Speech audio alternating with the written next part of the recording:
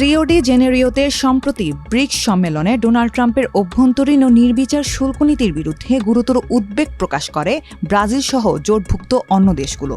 সম্মেলনে ট্রাম্পের পদক্ষেপগুলোকে অবৈধ আখ্যা দিয়ে তা বৈশ্বিক অর্থনীতিকে ক্ষতিগ্রস্ত করতে পারে বলে প্রকাশ করা হয় শঙ্কাও।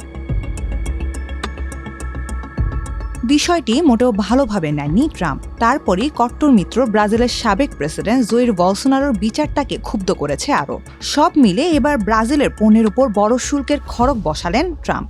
9 জুলাই সামাজিক যোগাযোগ মাধ্যমে প্রকাশিত চিঠিতে 50% পর্যন্ত শুল্ক আরোপের পরিকল্পনার কথা জানিয়েছেন মার্কিন প্রেসিডেন্ট। চিঠিতে ট্রাম্প অভিযোগ করেন যুক্তরাষ্ট্রের প্রযুক্তি কোম্পানিগুলোর উপর আক্রমণ চালাচ্ছে ব্রাজিল। তিনি বলেন, আমাদের প্রযুক্তি প্রতিষ্ঠানগুলো দীর্ঘদিন ধরে অযৌক্তিক নিয়ম ও হস্তক্ষেপে শিকার হয়ে আসছে। এটি আর চলতে দেয়া যাবে না। একই সঙ্গে ব্রাজিলের সাবেক প্রেসিডেন্ট জোয়ের বলসোনারোর বিরুদ্ধে বর্তমান সরকার রাজনৈতিক প্রতিহিংসা চালাচ্ছে বলেও দাবি করেন তিনি। সম্প্রতি প্রেসিডেন্ট লুলা দা সিলভা ও ট্রাম্পের মধ্যে বলসোনারোর বিচার নিয়ে বাকবিতণ্ডা হয় প্রকাশ্যে। ওই সময় লুলা বলেন, কেউ আইনের ঊর্ধ্বে নয়, বিচারে ব্রাজিল কারো হস্তক্ষেপ বরদাস্ত করবে না। এছাড়া সামাজিক যোগাযোগ মাধ্যমে ট্রাম্পের শুল্ক আরোপের হুমকিকে তিনি দায়িত্ব জ্ঞানহীন বলেও মন্তব্য করেন।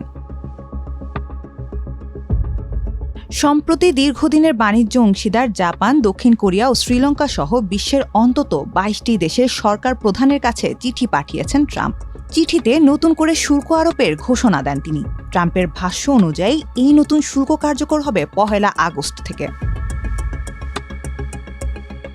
তবে ব্রাজিলকে পাঠানো চিঠিটি ছিল সবচেয়ে কঠোর ও রাজনৈতিকভাবে আক্রমণাত্মক। চিঠিতে ট্রাম্প বলেন, ব্রাজিল থেকে আমদানি করা পণ্যের উপর আগে 10% শুল্ক আরোপ করা হয়েছিল, তা এখন বাড়িয়ে 50% উন্নীত করার প্রয়োজন দেখা দিয়েছে। ব্রাজিলের বর্তমান সরকারের গুরুতর অবিচার সংশোধনের জন্য এটি জরুরি। চিঠিতে ট্রাম্প যুক্তরাষ্ট্র ব্রাজিল বাণিজ্য সম্পর্কে পটভূমি উল্লেখ করে বলেন, গত বছর যুক্তরাষ্ট্র ব্রাজিলের চেয়ে বেশি পণ্য রপ্তানি করেছে এবং বাণিজ্য ভারসাম্য আমাদের পক্ষে ছিল।